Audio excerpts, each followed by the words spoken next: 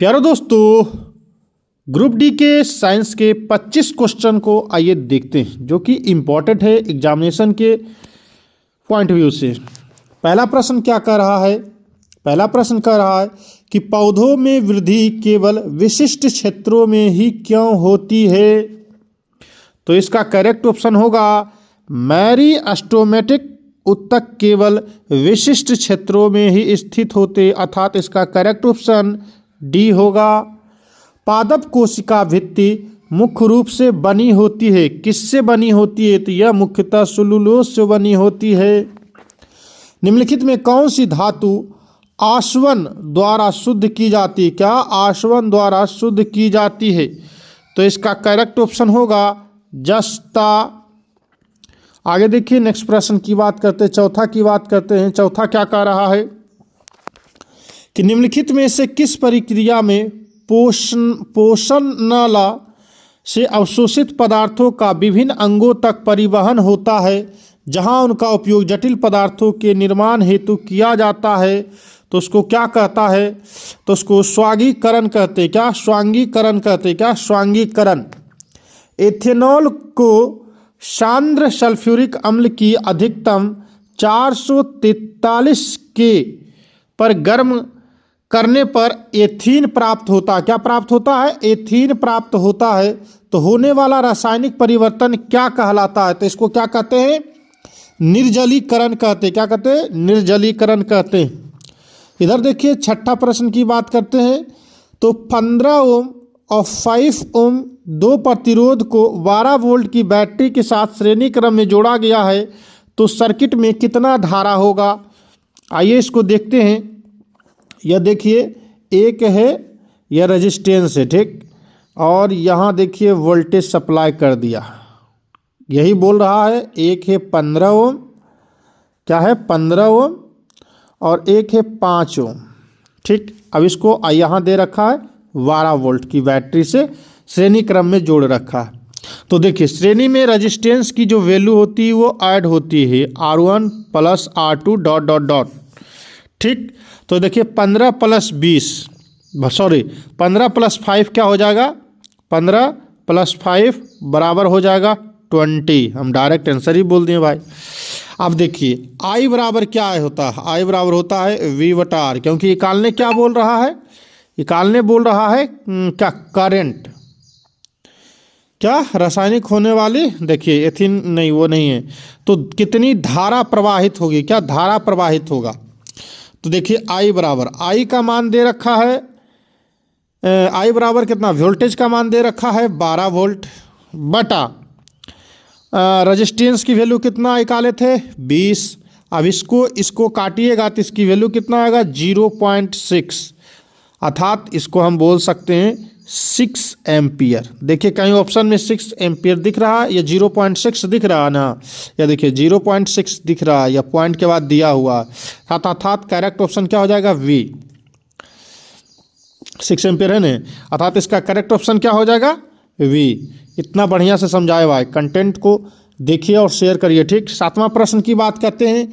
क्या होता है जब एक पेंडुलम वाव अपनी औसत स्थिति से चरम स्थिति तक झूलता है?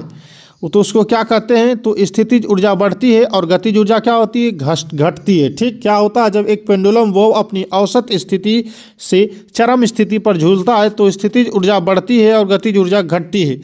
प्रजनन स्वास्थ्य में गर्भनिरोधक का क्या उद्देश्य? गर्भनिरोधक का क्या उद्देश्य? तो अनियोजित गर्भधारण को रोकना। क्या? अनियोजित गर्भधारण को रोकना। इधर देखिए, 9वां की बात करते हैं। हवा से तिरछी दिशा में चलकर कांच के एक स्लैब पर पड़ने वाला प्रकाश की किरण पर विचार करें।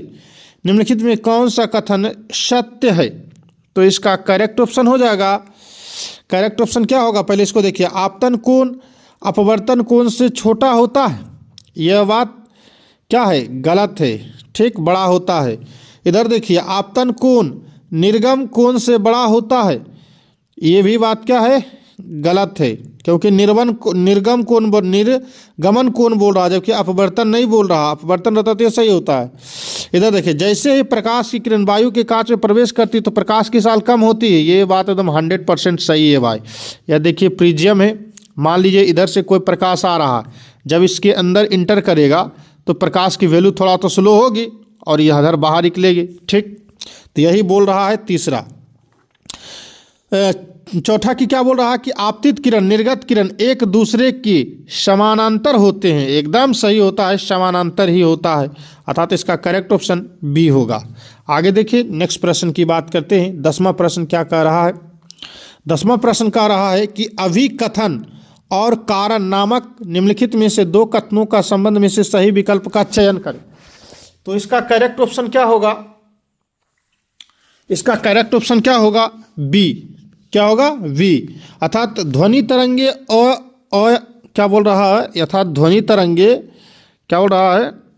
अर्थात ध्वनि तरंगे यांत्रिक तरंगे है। नहीं, ये बात भाई गलत बोल रहा है। ये ध्वनि तरंगे की संचरण के लिए भौतिक माध्यम की आवश्यकता होती है। हाँ, ये बात सही है, अर्थात इसका करेक्ट ऑप्शन हो गया बी, क्योंकि अभिकथन असत्य है, पहला असत्य है और दूसरा सत्य है। ठीक, 11वां प्रश्न की बात करते हैं। 11वां प्रश्न क्या कर रहा है? एक मुर्गी पालक ऐसे पक्षी चाहता है जो कम चारा खाए, ज़्यादा गर्मी सहन करे और अच्छी गुणवत्ता वाले चूजे पैदा करे। उसे कौन सी रणनीति अपनानी चाहिए? बताइए भाई। ये रेलवे में मुर्गी फार्म का क्या काम है? बट रेलवे है, कुछ भी पूछ सकता है। तो इसका करेक्ट ऑप्शन होगा विदेशी और स्थानीय मुर्गी पालन का संस्करण होना चाहिए था। डी ऑप्शन करेक्ट है। आगे देखिए, नेक्स्ट प्रश्न की बात करते हैं। 12वां प्रश्न की बात करते हैं। थॉमसन के परमाणु मॉडल के अनुसार निम्नलिखित में कौन सा कथन सत्य है? तो इसका पहला ऑप्शन ही सत्य है। इलेक्ट्रॉन पॉजिटिव आवेशित गोले में यादृच्छिक रूप से प्रसारित होता, अर्थात पहला ऑप्शन ही करेक्ट है। आगे देखिए, 13वां प्रश्न क्या कर रहा है कि निम्नलिखित में कौन सा कथन सही है? निम्नलिखित में कौन सा कथन सही है? तो इसका करेक्ट ऑप्शन होगा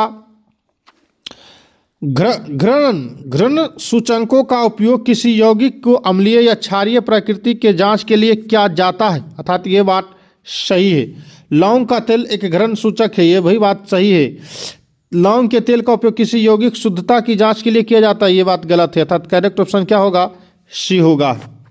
आगे देखिए, 14वां प्रश्न क्या कह रहा है? 14वां प्रश्न की बात करते हैं। 14वां प्रश्न क्या कह रहा है कि आर्किमिडीज के सिद्धांत कहता है कि जब कोई पिंड किसी तरल पदार्थ में डूबा होता है तो उसे जब कोई पदार्थ किसी तरल पदार्थ में डूबा होता है तो उसे अनुभव होता है। क्या अनुभव होता है? तो उसके द्वारा अनुभव होता है पिंड द्वारा विस्थापित द्रव के भार के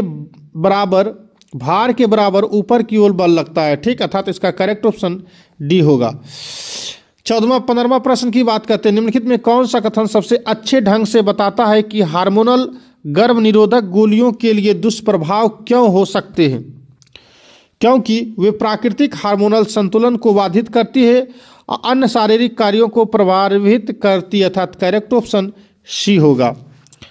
वही बात करते हैं, उस तत्व की पहचान कीजिए जो प्राकृतिक अणु के रूप में विद्यमान होती है, उसको क्या कहते हैं? हीलियम कहते हैं। क्या कहते हैं? हीलियम कहते हैं। क्या कहते हैं? हीलियम कहते हैं। 17वां प्रश्न क्या कह रहा है? 17वां प्रश्न कह रहा है कि निम्नलिखित में कौन सा कथन ठीक प्रकार से वर्णन करता है कि ठोस और द्रव की तुलना में गैस को आसानी से संपीड़ित किया जा सकता है? तो इसका करेक्ट ऑप्शन होगा वी।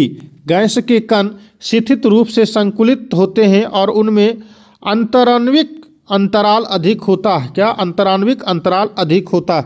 निम्नलिखित में से कौन सा यौन संचारित रोग जीवाणु के कारण होता है? तो इसका करेक्ट ऑप्शन होगा सुजाक।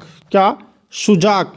एक गोलीय लेंस की वृत्ताकार बाह्य रेखा अर्थात सर्कुलर आउटलाइन को प्रभावित व्यास को क्या कहते हैं? तो इसका करेक्ट ऑप्शन होगा द्वारक कहते हैं। क्या? द्वारक कहते हैं।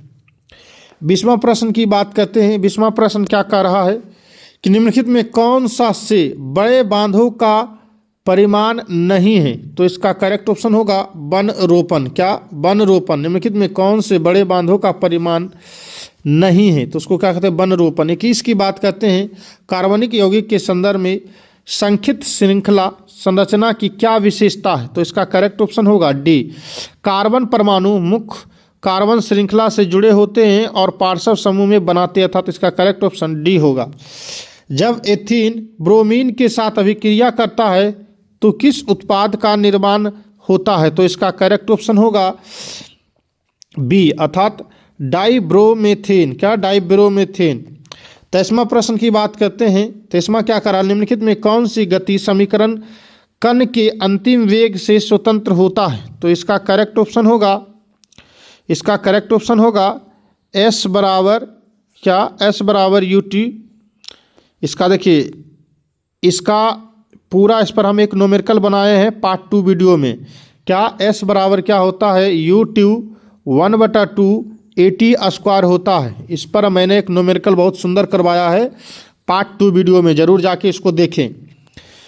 24वां प्रश्न क्या कह रहा है, 24वां की बात करते हैं। 24वां प्रश्न कह रहा है कि कम द्रव्यमान और उच्च वेग वाली गोली समान चाल से फेंके गए एक भारी पत्थर की तुलना में लक्ष्य को अधिक गहराई तक भेदित करता है, क्योंकि इसका जड़त्व क्या होता है, कम होता है, अर्थात करेक्ट ऑप्शन डी होगा। निम्नलिखित में कौन सा किसी पदार्थ का अभिलक्षणिक गुणधर्म है, तो इसका करेक्ट ऑप्शन होगा प्रतिरोध।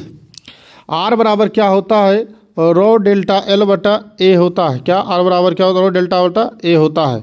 ठीक, यह रेजिस्टेंस होता है, यह क्रॉस सेक्शनल एरिया होता है, यह लेंथ हो गया, एरर रेजिस्टिविटी हो गया। ठीक, अगर आपको कंटेंट अच्छा लगे तो चैनल को लाइक एंड सब्सक्राइब जरूर करें। धन्यवाद।